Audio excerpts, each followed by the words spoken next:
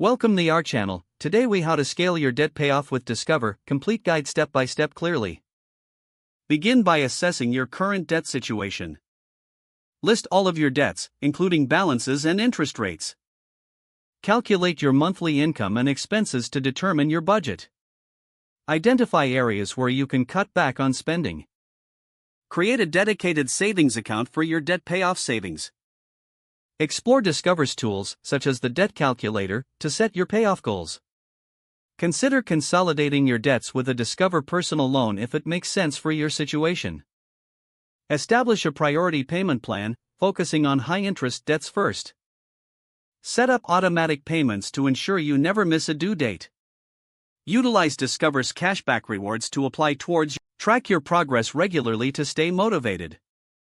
Stay engaged with Discover's financial resources for tips and strategies.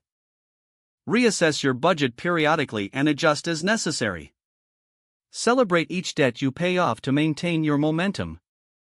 By following these steps, you can scale your debt payoff efficiently with Discover's support.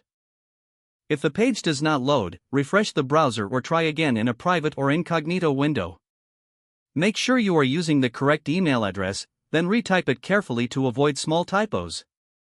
If your password is not accepted, use the reset option and create a new strong password you can remember.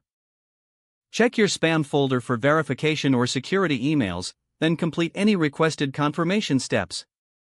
Enable two-factor authentication if available to improve account security and reduce unauthorized access risk.